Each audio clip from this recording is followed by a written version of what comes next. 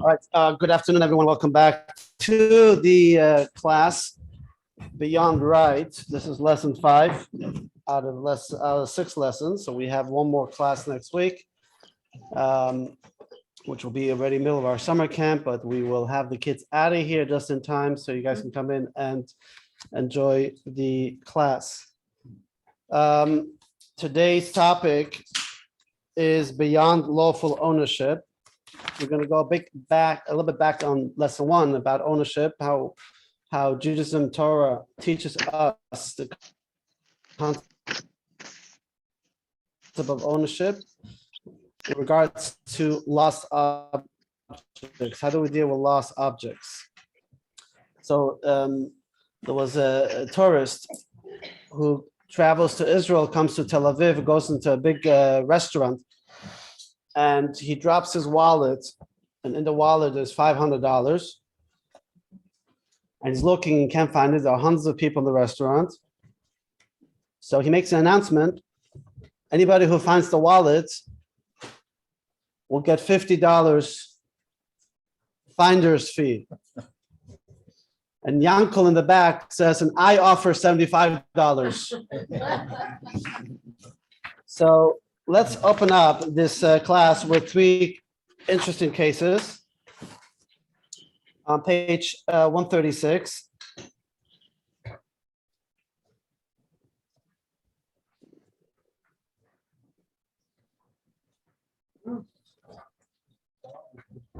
So case study A. David and Mark are friendly work colleagues. One day, David is terribly hungry at work and in a terrible rush to boot. He noticed that Mark has stored some food in the office refrigerator, but Mark is out of the office and unreachable. David's reasoned that since Mark is absent, he does not need the food that day, and he could replace it for him tomorrow. Considering the circumstance and the general friendly relationship, David is certain Mark would allow him to eat his food. So in your opinion, may David eat Mark's food? Yes or no? Yes. Yes? No? Anybody saying yes? No. 2 people say yes. Everybody on Zoom says no. No. Yes. No. Okay. Those who say no, why not? It's not his. Those who say yes, why yes? Because he's hungry. He's hungry. Huh? They are friends. They're friends. So, but you only assume he didn't give him permission. You only assume that But he tried to call. he tried to call it that. But is that enough of a reason? Maybe. I don't know. Wouldn't it waste the May- food, money? Oh, so Michael Bad, is that enough reason that you can take somebody else's food? No. No. Might not be replaced the exact same kind of food. Okay. Maybe not. Maybe yes. What happens if it's an apple and they're and he's hungry and there's a little convenience store on the bottom of the building? You can just buy in 2 hours. I'll go and buy a new apple. If he gets food poisoning. Okay, but the majority says no. All right, let's see. Let's go to the next case. Like in these classes, we open up with cases. We debate a bit, and then we're going to see how we're going to look the secular view on it, then we're going to look at the Jewish view on it and see are there any differences. And most times there will be lots of differences, right? Maybe only half the apple. But we're not going to fight. We're not going to work with that. We've got to debate. We've got to argue. Otherwise, what's Jewish learning all about? Right. All right. So what if the sandwich is going to spoil? Let's say egg salad sandwich and it's not going to last till tomorrow. Good question. What happens if it spoils? Let's assume it doesn't spoil. Let's make it not so complicated. That's cheating. That's cheating. What's the definition of spoiled? What's spoiled to us in America is not spoiled in Africa. All right. Case study B. Sarah strolls along the street and discovers a bracelet lying on the sidewalk. She tries her hardest to track down its owner to no avail. In your opinion, may Sarah keep the bracelet, yes or no? Yes. Yes. Yes. Yes. If it's Everybody say yes? Anybody say no? Yes, what are you gonna do with it? What are you gonna do with it? She asks who is it. Nobody answered. Does she have to ask who it is? Yes. Yeah. Is that a legal obligation? Yes. Yes. Not Or illegal. it's a no, nice thing to do? Not illegal. Moral obligation. It's moral, it's a moral thing to do, but it's not legal required to go out and start announcing or put a classified in the newspaper, right? All right. That's case B. All right, case C. Leah strolls along the street and notices Naomi at a fair. Listen to this case because there's details to this case now. What was his name? Can you read? I'll it? start again. Leah strolls along the street and notices Naomi at a fair distance ahead of her. She watches in dismay as Naomi's bracelet falls into the gutter. Naomi tries unsuccessfully to extract the bracelet from the gutter. She throws her hands up in despair, gets into her car, and drives off. When Leah reaches that spot, she lifts the gutter cover and succeeds in extracting the bracelet. In your opinion, may Leah keep the bracelet or must she attempt to locate Naomi and return it? Attempt to return it. And locate Naomi and return it. The Jewish law attempt. Okay, so she should. So again, my question is she legally obligated to return it, or is it more morally obligated? Moral Alright. obligation. What? Moral obligation. Nobody says legally. No. Okay. So I think in case B and C, everyone agrees that there's a more kind of a moral obligation or moral, we say moral obligation, that's kind of very fluffy, right? What does that even mean? If it's an obligation, then why is it only based on morals? If it's about morals, then maybe it's just advisable to do the right thing, right? Okay. All right. We'll see how that goes. Let's first in this class. We got to figure out. Okay, so we have the 3 studies again. All right. So we need to first figure out, ladies and gentlemen, if you are here, let's keep it quiet because the whole purpose for me, giving food was to keep your mouth quiet. It's a lot of noise here. All right, so the point is like this. How do we view ownership? We're going to explore first, how do we view ownership in general? What makes something mine? So we're gonna bring there's 2 school of thoughts. And the question is, if I buy a car, for example, what makes the car mine? Your title. My title. But who decided the ownership is mine? The question is really between 2 things, what's called social construct or ontological reality. What's the difference? Very fancy word. What does it mean?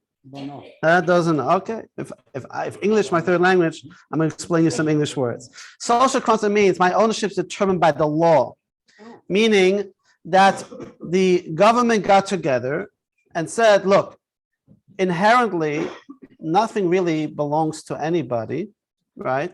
Inherently, maybe the only thing that belongs to you is your body, right? But property doesn't inherently belong to you. However, because of a social construct of everybody's just going to grab and say, this belongs to me, this belongs to me, belongs to me, the government or the law was established to determine ownership, right? And we created laws. You pay money, you get something, but it's not inherently yours, meaning it's that it's yours, that you created it. Rather, the law governs the idea that we give you title ownership of it. Let's read. This was debated between 2 British philosophers. One is in text 1. Let's read text 1. Somebody who has a good English wants to read us text 1. Page 138. All right. Which is titled Ownership as a Social Convention. versus ownership of a reality, meaning the other school of thought is no, we have the ability to actually acquire something to the point that inherently it belongs to me, not just because of a social construct. What's the difference? We'll see soon the difference. Let's read first the two school of thoughts. Just tune in, all right, for a moment, tune in. Joyce, you want to be our reader? Sure. Thank you. Text 1, page 138. Ownership as a social convention. Hobbes and Hume argued that there is no natural mine or thine, and that property must be understood as the creation of the sovereign state. Hobbes, 1983, 1647, or at the very least, the artificial product of a convention, quote, entered into by all members of the society to bestow stability on the possession of external goods and leave everyone in the peaceable enjoyment of what he may acquire by his fortune and industry. Hume, 1978. All right, so that is the theory that ownership is a social construct. It is the laws that decide who owns what, not that inherently belongs to me, rather the laws govern, make those decisions for ownership of property. What's the other school of thought? In text 2, and they disagree, and they say no, that ownership is an independent convention, meaning that if I look into, let's read text 2 by John Locke.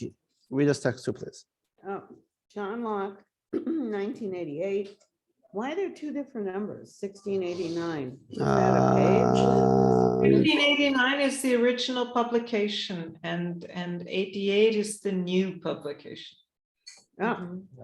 On the other hand, was adamant that property could have been instituted in a state of nature without any special conventions or political decisions. Locke did not base his resolution of this difficulty on any theory of universal, even tacit consent. Instead, in the most famous passage of his chapter on property, he gave a moral defense of the legitimacy of unilateral appropriation. Though the earth be common to all men, yet every man has a property in his own person. This is nobody has any right to but himself. The labor of his body and the work of his hands, we may say, are properly his. Whatsoever then he removes out of the state that nature hath provided and left it in, he hath mixed his labor with, and joined to it something that is his own, and thereby makes it his property. It is being by him removed from the common state nature placed it in. It hath by this labor something annexed to it that excludes the common right of other men. That's really, Complicated. yeah, a little bit. Yeah, but basically, he says that that property can be kind of annexed, like from nature. Like if I work hard on something, it becomes mine, just like my body, it kind of extends into that property, and now it becomes inherently mine, not because a law or a government told me it belongs to me, because I gave kind of my life, I invested worked on it, there was a transaction, something happened here that I acquired it and becomes an extension of me. So my labor on earth gives me ownership of it because I put the effort to acquire it. Which of those two theories resonates more with you? One or two? So, Two. oh, Anybody saying one? One, I think that's the one we live under. The one we live on in America is what? One, Is one, not two. correct. Okay. You see both? yeah. Okay. Can they go hand in hand? Yes. Yes, maybe, sometimes, maybe not. They do. If you sell your, what you make, your property, or what you make is your pants, like you said, if you sell it, then it's number one. If you want to keep it and somebody stole it, it's number two. Right. Well, I think they're both intertwined, you know. They're intertwined, but he's right. Mostly American law follows one, mostly. But let's look quickly in the, let's go return to our opening cases here on text on page 140, you have the exercise. In case study A, suppose that the perspective will make a difference. May David eat Mark's food, yes or no, according to text one? No. Huh? If he didn't get permission, no. If, I would. No. but, When my blood sugar goes to 49. so maybe if because of social construct, right? For the social construct, we say big deal. The food's going to go bad, or he's going to buy him it's going to buy him the same food over again. So I can say maybe he's allowed to do it. You can leave $10 in the refrigerator. Good. Yeah, I like You like that, but who says he wants to sell? Because you fear. yeah, but that's at least a fair exchange. Yeah. Isn't this on the same principle as the first case in the book where the car was parked in the driveway? But the Hawaka law said, since there's no loss with the guy being vacant, then it's allowable. So if Mark wasn't there, he's not gonna eat the food, whether it rots or not. There's no loss to Mark since he's not there to eat it anyway. Right, great. I was waiting for that question. Precedent Very good, is one. very good. However, since you asked the question, remember in lesson one about parking your car in your neighbor's driveway without permission, we said as long as, and the key there is, as long there is no loss to the neighbor, right? As long as there's no loss to neighbor. So we're going to see soon, Torah in a sense is okay that you can use something without the knowledge of somebody else if there is no loss, no monetary loss at all. But here there is a monetary loss, although you're ready to replenish it. So who cares? But you have no permission to do so. But how can You can't, huh? if you're parking in someone's driveway, because Yep. this happens to my daughter where she lives in a condominium Mhm. and people will park in her space. So when she comes home, she can't use it. No, then that's not okay. That's not okay. Yes, that was lesson one. All right, case study two. May Sarah keep the bracelet when she tried and now she can't find it? Or can she keep the bracelet? Yeah. Huh? Yes. On both theories? Theory one, yes, probably. Theory two, No, no. Why? Because at the end of the day, it doesn't belong to her. No. What gives her ownership? If it's a social construct, I can say, okay, she tried, lost, right? Can't find the owner. So for social, otherwise, what are you gonna do with it? You gonna sit in her house? I mean, who cares? Why not? Why? She can donate it to Chabad. She could donate to Chabad. That's not she can, she must. She must. It's not a moral obligation. It's an obligation. It's the law. Okay. All right. But if it's okay, but you can see slowly there can be two ways of looking at situations, because we take ownership. Who decides that ownership gets transferred, so to speak, right? And just because we sitting here and we're thinking out loud, or say, hey, why not? Or that doesn't mean anything yet, especially if you are more in the second theory, where that if I work for it, it belongs to me. Who gives me the right to actually take ownership of it? We'll see. Case study C, where it's a little more complicated. There, right? I would say perhaps that according to both theories, she can keep it. Why?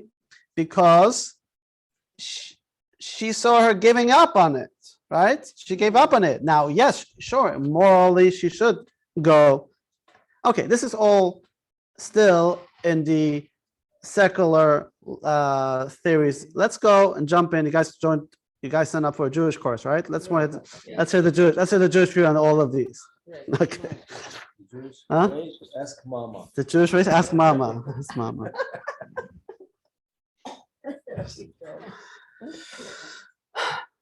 Jewish way. All right. So we're going to actually to get the Jewish view from a famous story in the Torah, the story of Jacob and his brother Esau. So they didn't get along, right? Two brothers didn't get along. They were twins. They were fighting in the womb already. Isaac and Rivka were their parents, and there was a big fight. And eventually, Yaakov has to run away because Esau wants to kill him. He runs away to his mother's family in Haran, and there he gets married. He marries one wife, another wife, another wife. How many wives did he have? Yeah, Jacob. He had 4 wives, right? Yeah, matriarchs, right? But 2 of them, okay, 2 plus 2, because they were their servants. So she married Rachel and Leah and Bilhah and Zilpah. From those 4 women, he had 12 sons and 1 daughter, which later on became the 12 tribes of the Jewish people. All right, so the story is that he has a lot of kids. He's schlepping around. He's running away from his brother or from his father-in-law. Basically, the Torah describes he finds himself on the bank of a river, and he crosses the river with his family, and nighttime comes, and he realizes that he forgot something. He forgot these little vessels on the other side, and he goes back. And when he goes back himself. He encounters a man, and he has a fight with this man, right? You heard this story before? The wrestling of Jacob and another man. I don't want to go into the whole story because that's not the time for now, but who was the man? But there was a fight, and he dislocated his hip, and that's why we don't eat from the sciatic nerves, blah, blah, blah. The whole story, which is not for now. But the point is, he went back to get these little vessels. Look here, text 3. Jacob took his family and transported them across the stream, and then he brought his possessions across. Jacob was left alone, and a man wrestled with him until the break of dawn. And the question is, why was Jacob on the other side of the river? So I told you already. Why was he going back? To get these little vessels, little tchotchkes that he forgot, right? And the question is, why did he care about these tchotchkes? Look at text 4. And so here comes a shocking text from the Talmud. Rabbi Elazar explains, the reason Jacob found himself alone, exposed to danger, was because he had returned to get the small jars that he had remained behind. By the way, he was very wealthy at that point, right? He worked for 20 years, he amassed a lot of wealth, but he wanted to get back these tchotchkes, the little jars. This episode informs us that the righteous, tzaddik, righteous individual cherish their possessions more than their own bodies. Why do they care so much? For they never touch stolen property. All right, what does that mean? So it's a righteous person cares more about possessions, about material possessions, than their own body. I would think that's not really a righteous person. That's not a tzaddik. A tzaddik will care more about spiritual well-being, right? Not about the material things, but not just. So the reason Yaakov went is because he cared about them. So it only tells us that he cared about them. It doesn't tell us why he cared, right? Why? But why did he care about them? And why would the Talmud make such a statement that a righteous person cares about their possession so much more than his own body? What's the point? For this, we need to the answer to these questions. This is a classic example. The Torah, when you study Torah, you need to study Torah with all types of teaching together. Torah comes with the what we call the regular, what's called pshat, the regular stories, the explanation, the body of the story. But then we also have what's called the esoteric, right? The mystical teachings, the Kabbalah. And you cannot understand Torah without, in a sense, the mystical reasons behind them. They go together. They're not 2 separate teachings. They always have to blend with each other. So here we're going to explain the concept of ownership from the mystical perspective, the Kabbalah of ownership. And if we understand the Kabbalah of ownership, we'll understand why Jacob was so obsessed to put his life in danger to go to these little vessels. And once we have that teaching, now we go back and start to explore how Torah views ownership on its own. So this is the text 5, the soul of ownership, and this is from the founder of the Hasidic movement, the Baal Shem Tov. And he writes as follows. And Israel, want to read for us? Text 5, page 143. The Torah is highly protective of people's personal assets. This is a result of a major spiritual principle that whichever material items we use, the garments we wear, the food we eat, or the utensils we utilize, we derive benefit from the spiritual force present within each item, for the existence of that item is sustained by virtue of the spiritual presence within it. Specific sparks of spirituality are embedded within each item, and through divine providence, items that are used by particular individuals harbor the specific sparks that are related to their soul. As a result, when we use a utensil, eat food, or wear a garment to satisfy our corporeal needs, we thereby repair the spiritual sparks embedded within them, because we subsequently serve God with the energy that our body acquired through that item.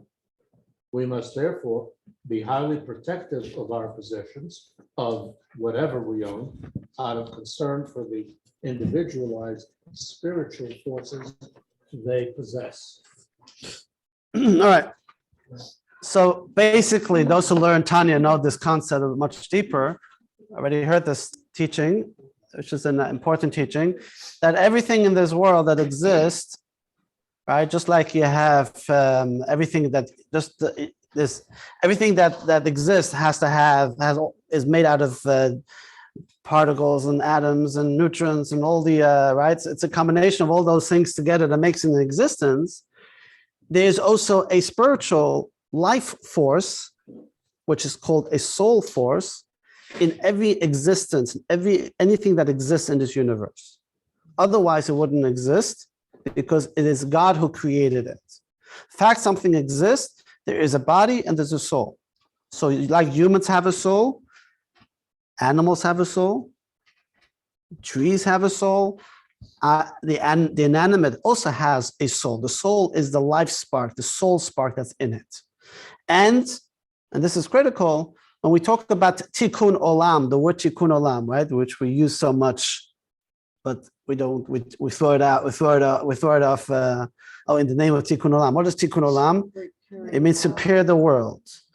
The foundation of repairing the world is, on the very deep mystical level, is that we come to this world to interact with this world, and my interaction is when I interact with somebody or something, there is a soul connection, my soul to that soul that's in it.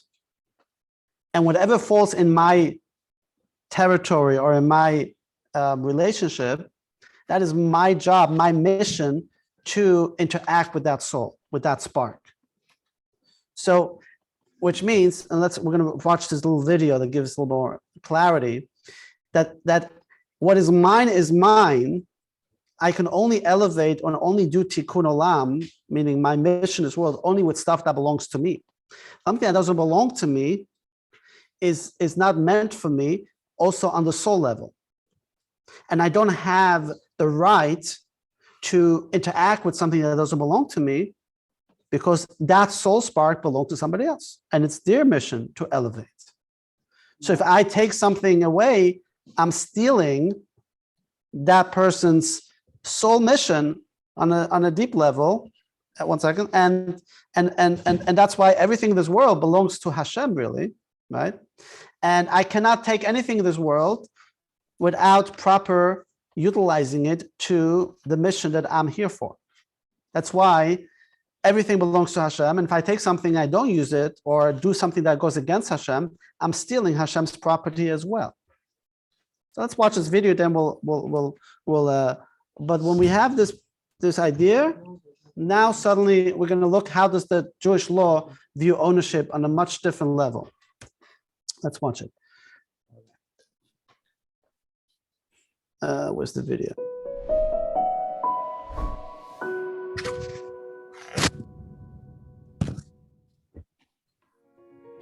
As human beings, we consider ourselves rational creatures. We eat because we're hungry. We exercise to stay fit and healthy. We'll even repaint our house because all our neighbors did. But research tells us that behind every conscious decision lies a much deeper subconscious desire. And the justification that we give for our decisions may have nothing to do with that subconscious desire. I'll give you a fairly common example. Take a child who's acting up, breaking things, fighting with siblings. Do they choose to act up? Definitely. Do they have a reason? Go ahead. Ask them. They'll be more than happy to fill you in. Because you said this, because she did that. But behind those reasons, there's a much deeper motivation for their actions. They're seeking the attention and nurture that they feel they're not getting. Breaking a chair is a marvelous outlet for their anger. But they don't want to break, they want to bond. And we all know that there's no such thing as bad PR. They know they're gonna get a ton of attention from their parents. They'd love the positive attention, but they'd rather negative attention than no attention at all. Here's another example. Maybe because of an unhealthy diet or a skipped meal, your blood sugar level drops. Your brain will automatically send a message to your body to search for an energy source. It doesn't matter if it's sweet or salty, bitter or sour. Taste is not the goal here. Energy is. But all of a sudden you're craving something sweet and sugary. And the justification for eating that bowl of vanilla ice cream is, well, I have a sweet tooth. But if we understand that our body just needs energy and we change our diet or our schedule, will much better suit our purpose. Did you know that within each and every one of us lies a divine subconscious, our soul? It has needs and wants, and it will do everything in its power to guide us in that direction. You see, God is a masterful architect, and in His divine plan, we each have a predestined parcel in this world with which to interact with. People, places, food, clothing, even ideas. Our soul seeks to bring spirituality and a higher purpose to these non-spiritual entities. It will draw us to certain people, to certain experiences, even to purchase certain items. But just like the sweet tooth narrative covers up our true energy drain, so too our rational justifications cover up our soul's true desire. Our job is to contemplate, what does my soul want to get out of this experience? What can I bring to this situation to make it more spiritual? Everything we own needs to have a meaningful use, and every action that we take needs to serve a higher purpose. All right. Powerful idea, yes. Ice cream because I like it. I don't have a sweet. For reasons. But you can ask yourself, if you are drawn to ice cream, is there a sole purpose? Definitely, I'm very happy. There you go. So it makes you happy. So now your soul is in a happy state of mind. Yes. I don't know if I misunderstood, but you were saying that we're only obligated to fulfill our mission with those that are close to us No. No. and not to go outside of No, no, no. certain. No, I wasn't focusing so much on people, but more on our possessions. Our possessions. Possessions? Our possessions, meaning. that- Well, in other words, if we're looking at whether it's the total United States or the world. Yeah, you also, and you have a mission to go out and talk and to be a light unto the nation, Mhm. right? And and Torah guides us how to do so. Torah guides us with whom to have a relationship, with whom you should not have a relationship, right? Who you marry, who you don't marry, because every soul is connected with a specific other groups of souls, so to speak. But that's not the idea of this class. The class more is about more in really material things. Yes. Our possessions are more important, then why do we have to give them away? Why do you have to give them away? Because that might be part of your mission.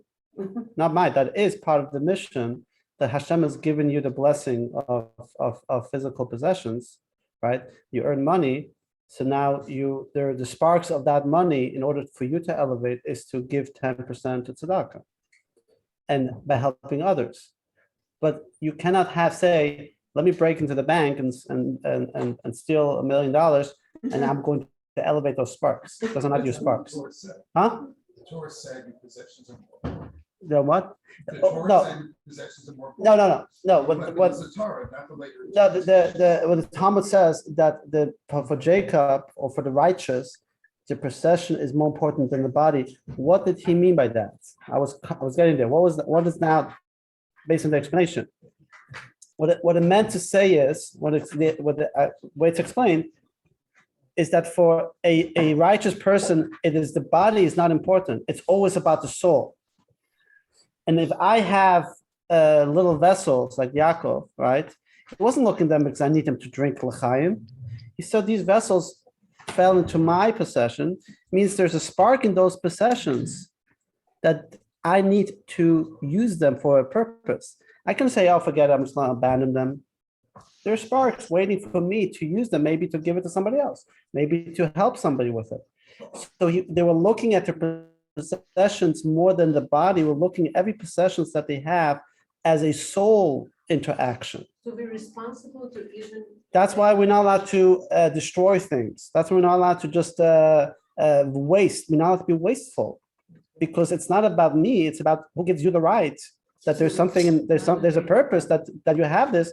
Then don't just waste it. Give it to tzedakah, sell it, whatever you want it. We're not allowed to destroy trees. We learned it in the class. We're not allowed to destroy trees. Same reason. Not because it's because who gives you the right? It's God's world. So that's kind of the soul of ownership. All right. So my body and my organs must match, right? Here's another analogy, right? An organ transfer must be compatible. If somebody is an organ, it has to be connected to, it has to be compatible. Similar, my soul and my possessions must be compatible, meaning the transference of ownership must fit in the spiritual network. It can't just be a in the name of my own logic or in the social construct that we will decide now it's mine. Because just because the guy didn't show up and pick up his item doesn't give me a spiritual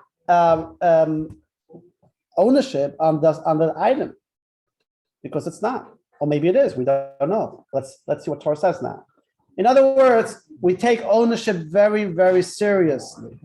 Very serious. We go to extreme. Because it's not just about the physical, it's also something spiritual in it. And what is mine is mine. All right. Let's now go to revisit case A based on all right, let's just read it here. Righteous individuals, better close the Zoom. Here we go. Righteous individuals cherish their spiritual possession more than their own materialistic bodies. Jacob didn't want the sparks to go to waste. So now the spiritual perspective ownership is very real. My possessions are mine because my divine essence is connected to God. So in case A, about the apple, right? So Leona asked earlier regarding the parking spot, right? Where we said it's actually, if we could use, and the difference of the parking spot and the lunch is like on the screen is using and consuming, right? Consuming something without the owner's advance permission is stealing. Using it without consuming, without a loss of the owner, that is okay, that's permitted. So in a sense, we have a liberal approach. Torah takes a liberal approach of me using somebody else's property without permission, as long there is no real monetary loss. But any other property, if there's monetary loss, like in the case of the lunch, the Torah would say, you cannot take the lunch. It's not yours. Clear? Oh, okay. Not been clear? Huh? So Mark's never gonna come back on that day, the lunch will go to waste. Yeah, it's still mine. You're not allowed to take it. Okay, you were not there. Excuse me. Doesn't matter. There's no loss. Let's say let's say it doesn't go to waste, right? Let's not make it so complicated. If it doesn't go to waste, right? And you're gonna buy him the identical lunch. I'll go down in 2 hours. I'm just hungry now. There's an apple. Mark is not gonna use it till 6 o'clock. I'm gonna eat the apple. I'm gonna go downstairs in 2 hours before 6 and buy him the same apple. It's good logic, but it's not yours, period. That's good Because bullshit. his apple tasted better. Text 6 over here, consumption and assumptions. If you enter a private orchard or garden, you may not pick its fruit without express permission from its owner. Clear? Now, wait. This applies even if the owner of the orchard is your dear friend and would certainly be extremely pleased to hear that you enjoyed their fruits. Nevertheless, since the owner is unaware of your action in real time, it is forbidden to benefit from the fruit. Clear? This principle applies in all similar matters. The public must be cautious regarding this law because it's commonly transgressed due to the lack of awareness. All right. So this really reflects in our secular theories, 1 or 2. Which one? 2, right? That it's really yours. It belongs to you. It's your inherent ownership. I don't care what. Oh, he doesn't care. He's my friend. I'm sure he doesn't. Here's a joke of a Jew that travels to Israel and travels to the land, and he's so amazed, and he blesses God for this God's country, right? And then he sees this field with these beautiful fruit trees, and he goes in and he says, "How great God created this beautiful tree with these delicious fruits." And sure enough, he takes a fruit and he makes a blessing. He stole the fruit, right? He stole it. And he makes a blessing, and he thanks God for creating it. And then the owner comes out and screams at him and says, "Sir, don't you know that in 10 Commandments it says, 'Thou shalt not steal'?" And the guy looks up to heaven and says, "What in a blessed country. You can enjoy God's fruit, and you can even hear a Dvar Torah while eating it." That's good. A Torah thought. Meaning, based on what we learned, even what we think there's a lot of gray area when it comes to people always, you go into a store and you taste some of the fruits, right? You know, those stores in the olden times, maybe that was more common, right? Right? And some people do that as a, I don't know, in Costco, they do it, they get the lunch done this way, right? Where they go with their free samples, right? But they're giving it to you. Huh? Okay, and now they're giving, but what happens is they give it to you and there's a big sign, only one, right? Only one. But there's a tray there, and nobody's watching, right? And it's Costco, $1 billion. The little cake ain't gonna make it then. You think to yourself, one, but I'm hungry. I'm sure if I eat another one, maybe it'll convince me to buy. We all have had these situations. Let's not kid ourselves, right? Yeah. Okay, and sometimes you could be, and sometimes actually it's a social norm, right? Social norms, okay? But Torah takes this to an extreme. There's a spark that belongs to Mr. Costco. So it belongs to you. So it's much bigger than that, much stronger than that. Oh, yeah. All right. So this brings us to the conversation about lost property. Okay, now let's go to lost property. Now it gets more complicated because, like in the case of the bracelet, she can find the finder, right? And everybody says after a few months, right? What can you, or even before, when you find a nice bracelet, right? and there's no name, and he found it on Fifth Avenue, and it fits you nicely, can you wear it? Can you wear it? Only if it's in us. Only if it fits you nicely, only, huh? What? Mine is a little one. Right, and we said that in case B, most people said that after a while, if nobody came forward, it's yours. Let's see how Torah looks at this, text 7. Now, text 7. Page 145. First of all, actually, not Torah, we're gonna see what does common law say about lost property. Common law, a person who found lost personal property could keep it until and unless the original owner comes forward. This rule applied to people who discovered lost property in public areas, as well as people who discovered lost property on their property. Right? Somebody walks on our here, Chabad, and drops their bracelet. Many jurisdictions have statutes that modify the common law's treatment of lost property. Typically, these statutes require lost personal property to be turned over to a government official, and that if the property is not claimed within a set period of time, it goes to the finder, and the original owner's right to the property are terminated. So basically, some jurisdictions you have to bring it to the police, right? But in most jurisdictions you don't have to. And after a while, basically, finders keeper, right? Finders keeper is yours. What does Torah say about this? Torah says as follows. This is in Deuteronomy, in the Torah itself, in the written Torah, famous line about the lost ox.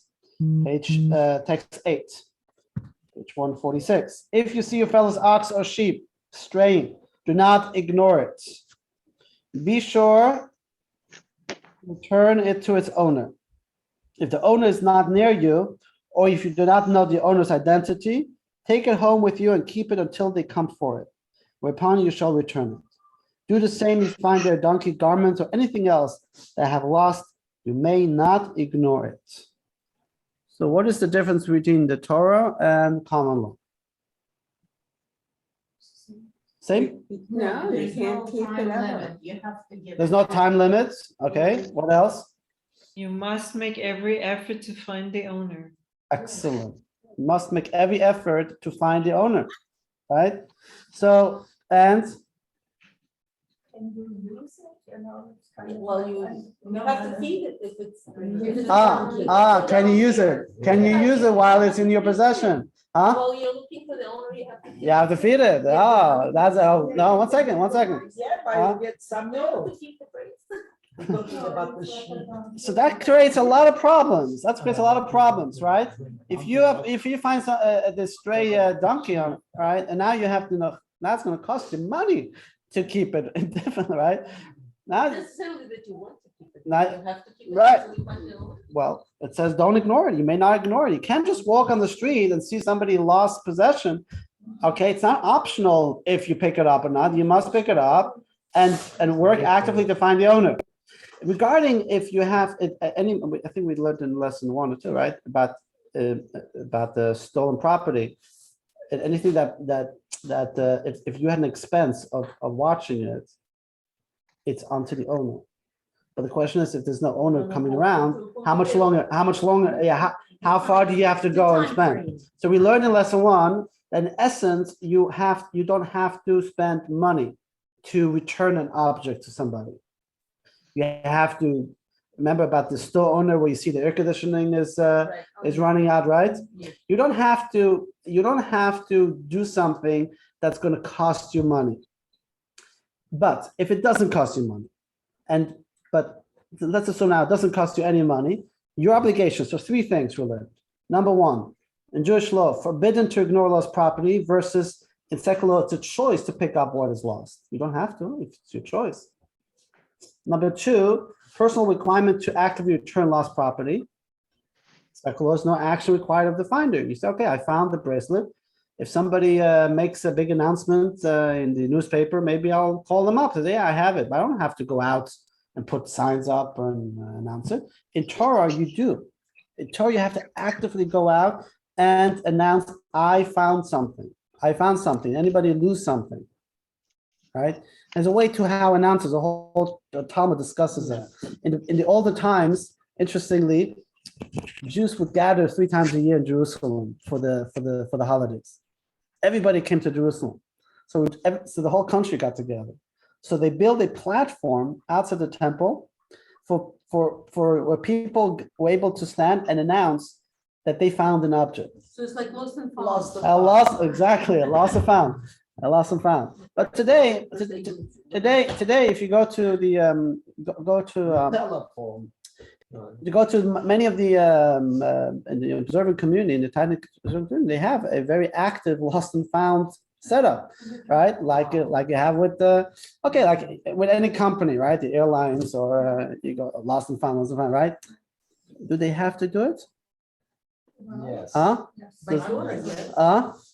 Do the airlines have to do it? Or it's more and more a thing to do? When a lot of people see that was lost, and a lot of people know that some, Right. on our community, Yeah. was announcement Yeah. that somebody lost the bracelet Right. by the pool. Right. And they found the person. and That's they beautiful. returned it. That's beautiful. But they're not required to do so.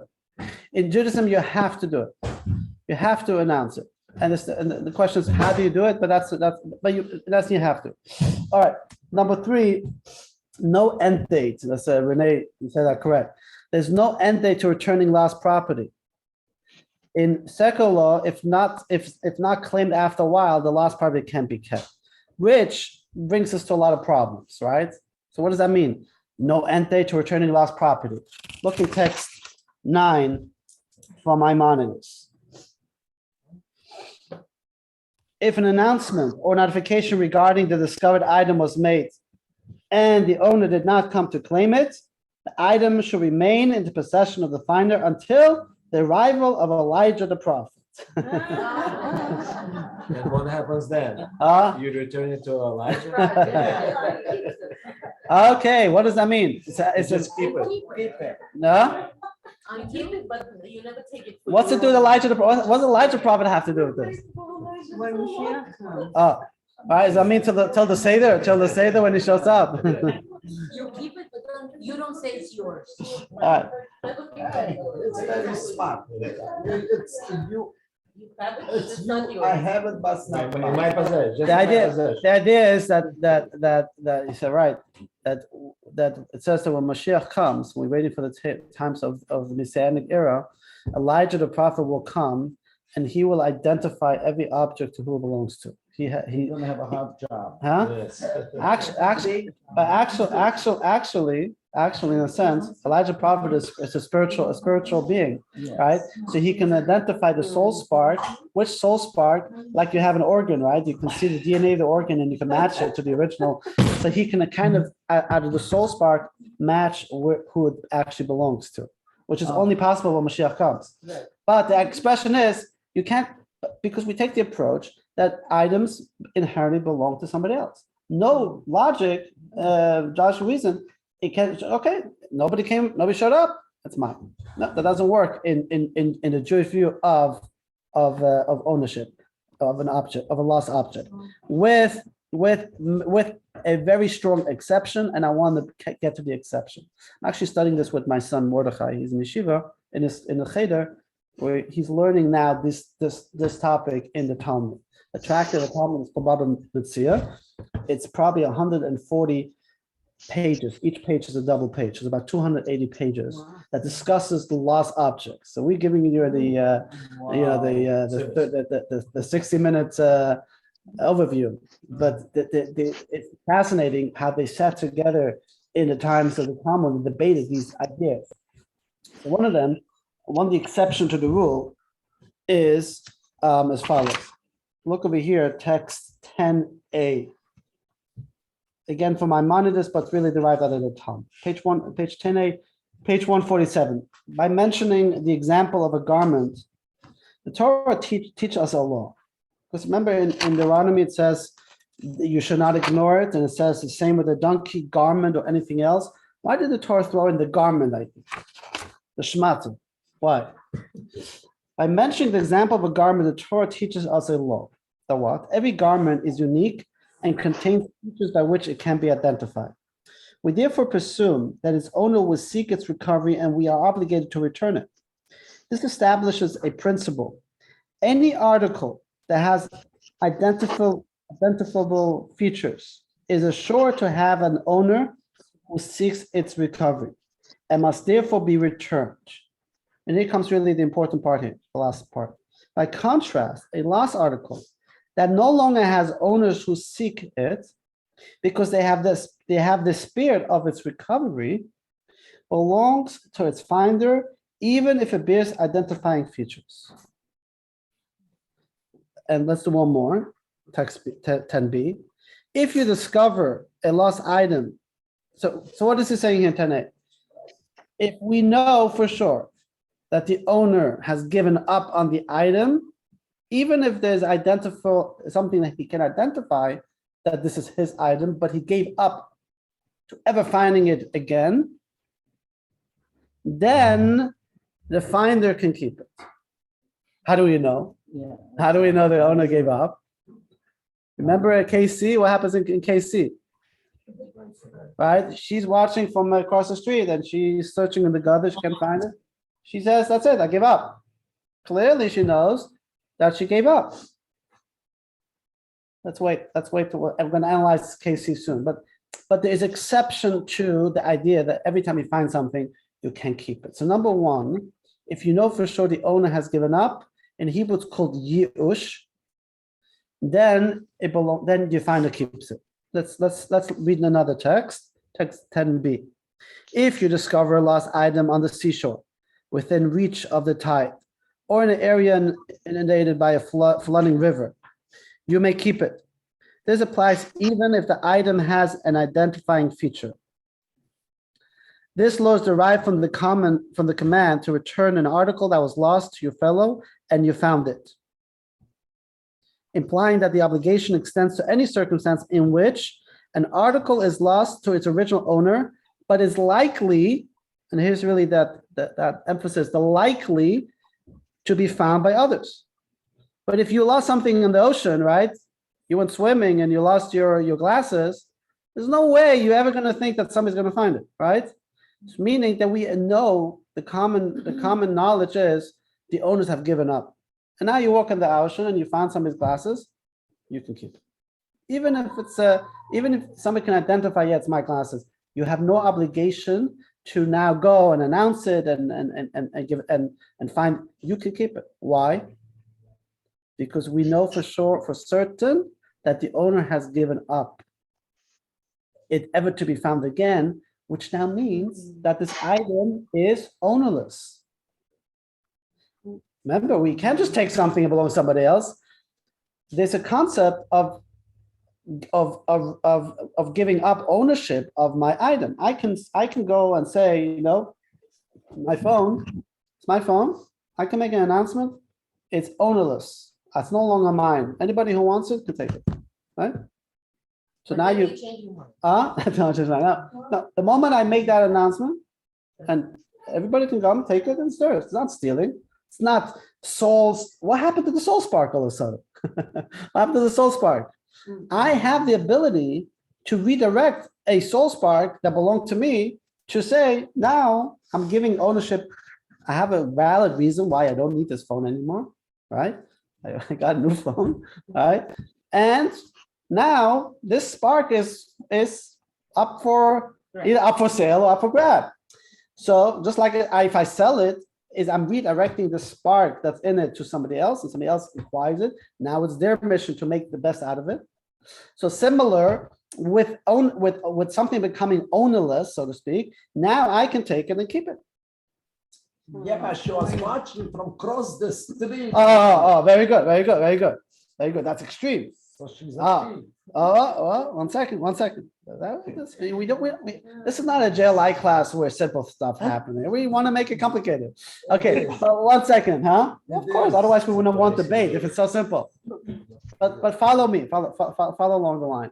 Okay. Let's finish. Let's finish. One second. By the way, and one more thing. One more thing is another important point, and that is the law says, the Torah law says, only items, like it says by the garment. Why did he emphasize the garment? Because he said the garment, every garment is unique. Meaning that a person can identify their garment. I mean, today maybe it's different because today everything's commercial, right? But back in the days, everybody saw their garment. No garment looked like the other garment. So as long that there is something that the owner can identify that that is their item, I have an obligation to keep it and announce it. And when I announce it, I say, yeah, I lost my garment. So you don't say, okay, is this yours? You go like, okay, can you give me identifying symbols, right? And if they match, you give it back. Right.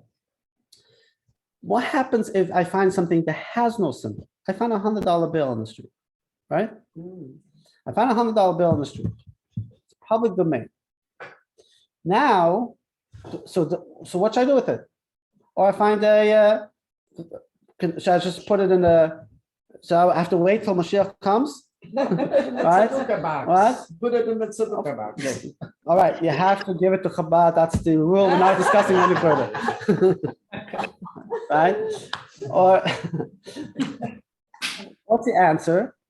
If there is no, what's called a siman in Hebrew, if there's nothing there that somebody can identify it, then it's yours. But they have serial numbers. Even, yeah.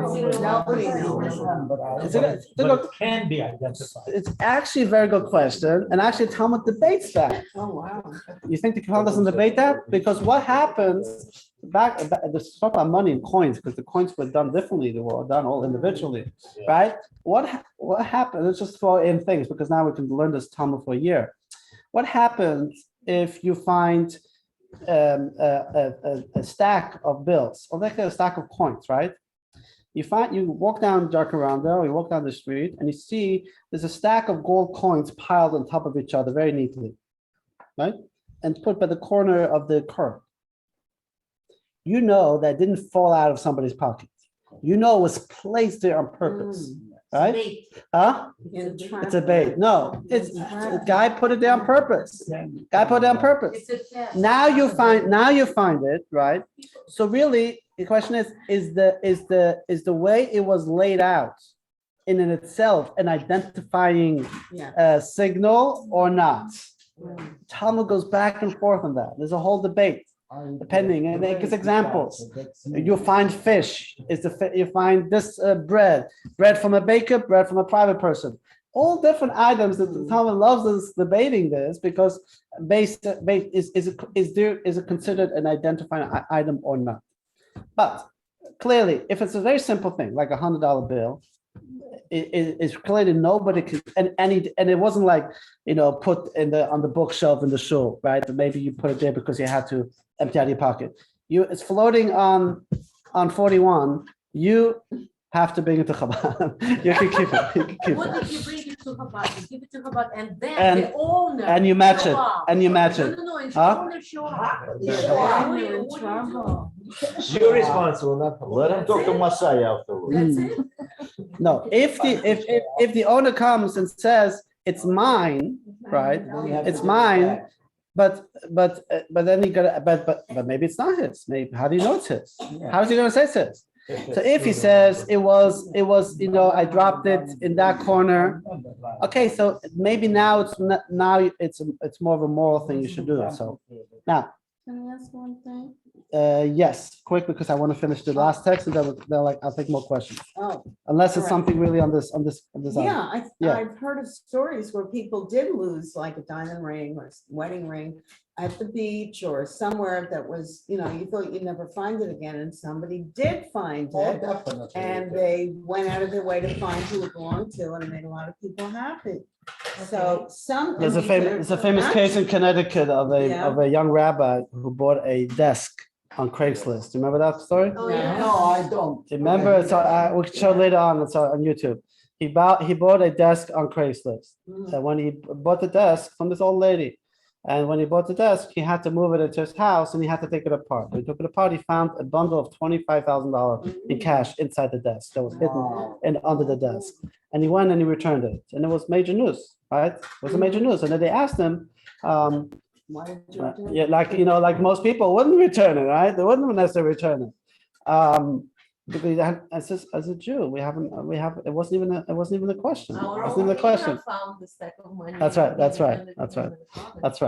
And they get a divorce. Yeah, somebody bought a house and they found money in the house and it ended up in Chabad. Yes. The oven. And they grab by the 25,000. Did you get the reward Huh? from the old lady? No, Did you get the reward? no. What's reward?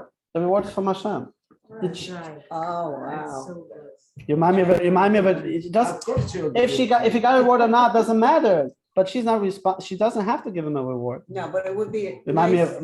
nice. Yeah, of course. She was very We're grateful. not discussing niceness. We're talking about what's the obligation. Yeah, niceness. It's all nice and good until it's your turn, right? It's always easy to say somebody else. Remind me of a good joke, quick joke of a old lady. She loses her purse.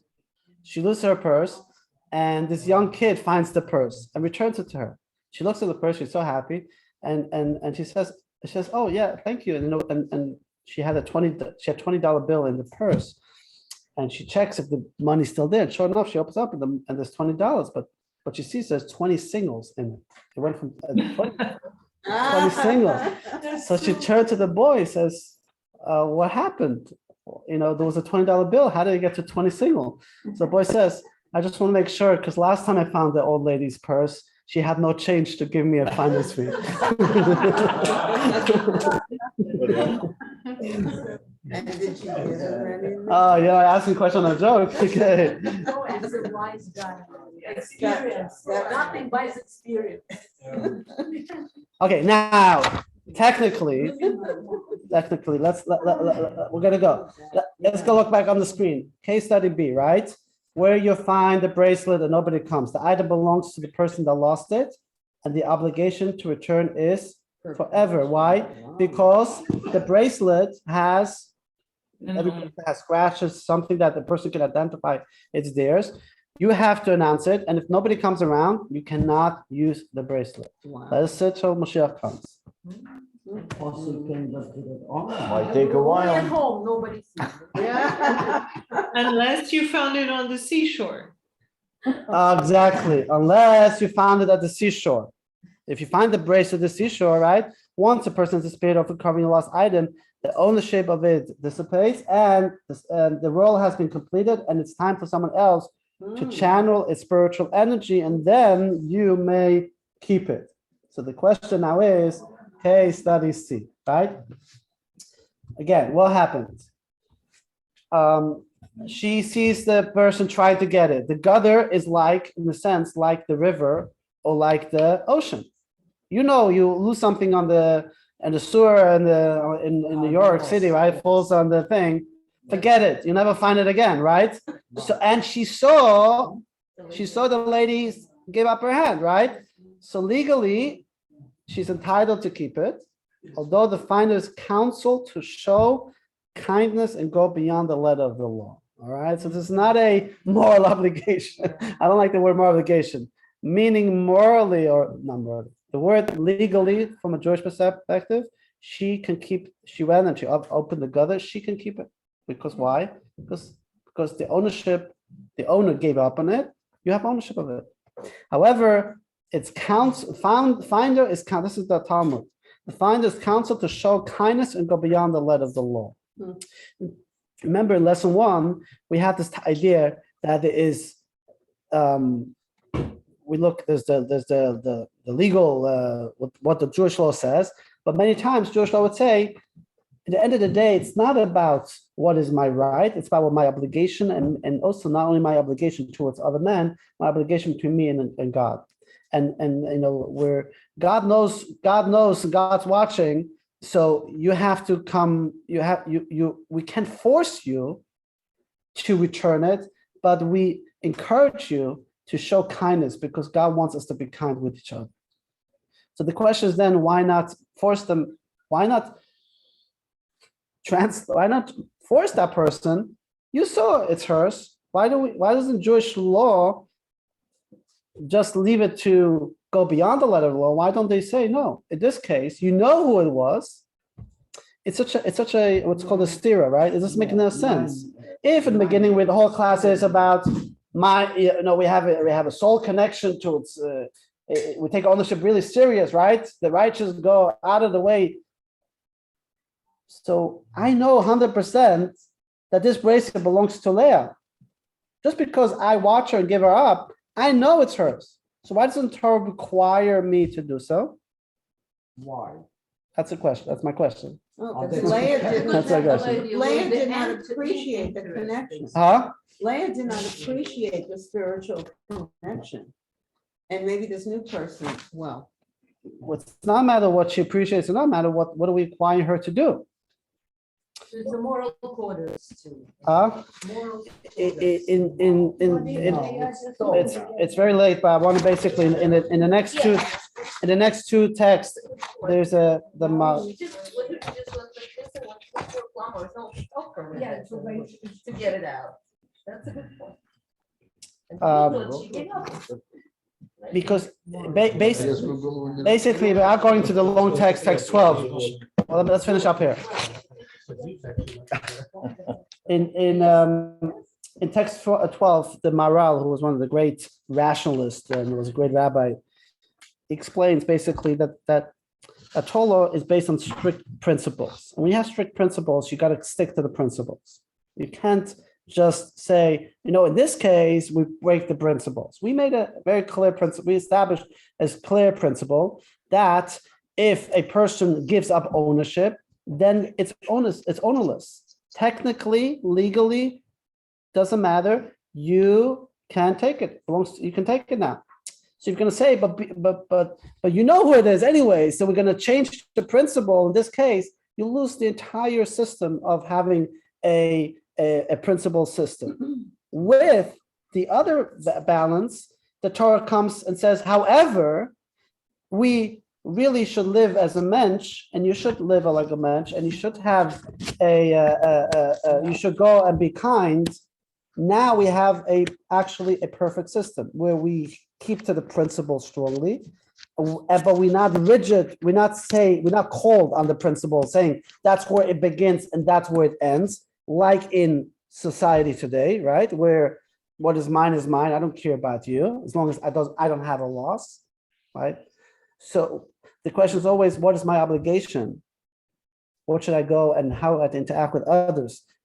Legally, from the Jewish law, I have no requirement to return it, but Torah encourage a person to be kind to each other and then go out of your way and do return it. But that's the answer. So, so this is kind of the difference here between John Locke's view, right, where he says the word there is possessions are extensions of our body, right? This is the theory two. The Baal Shem Tov's view is what? The possessions are extensions of our souls, right? So it's deeper than just body. And when we're talking about souls, then we should try to be kind to each other. If it's just body, then body is selfish. I'm selfish, you're selfish. Well, it's a survival of the fittest, right? But here it's that's why it brings us to the last here to page 156, text 14a. The Torah says, when you lay siege to a city for an extended period of time as part of a battle to capture it, do not destroy its fruit-bearing trees. Any trees, you're not allowed to destroy. But the mind says this prohibition is not restricted to fruit trees. Anyone that shatters utensils, tears garments, destroy buildings, plugs a natural spring, or ruins food with destructive intent, transgresses the Torah prohibition of do not destroy. Right? We must seek to use God's possession with purpose, right? And that means also to respect others' property. And that's why if you see somebody else is in trouble, you have an obligation to help them to retrieve it. I just thought of a Seinfeld. From last That time? was, you got your last comment relates to that Seinfeld. All right. Lesson 5. Beyond lawful ownership. 1. Jewish mysticism teaches us that ownership reflects a spiritual relationship between the owner and the possessions. Our belongings hold a spiritual energy that only we can harness.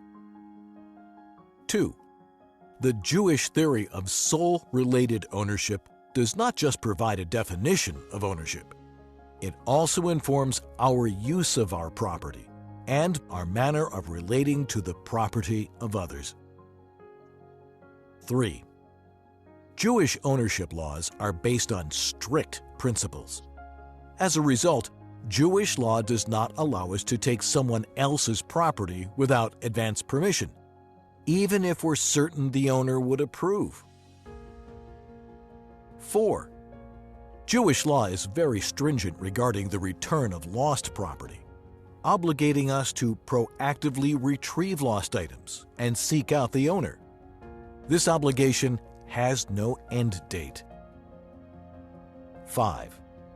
The strict principles of Jewish law sometimes result in leniency as well, such as allowing us to keep a found item if circumstances make it clear that the original owner has despaired of its recovery. Nevertheless, we are encouraged to step beyond the strict letter of the law and return the item. All right, that was another interesting class. Thank you, Rabbi. Can't wait for next week for the finale. You're Rabbi. You're I welcome. think that's a very important concept that I never realized. That's a good class, Spiritual I like part between things we own. Rabbi, I have a question. Can you ask a question? Yes, 1 second, say goodbye everyone on Zoom. Thank you. Thank you, Rabbi. Everyone, Bruce, good seeing you as well. Dick and Tony. Bye, Renee. Hello.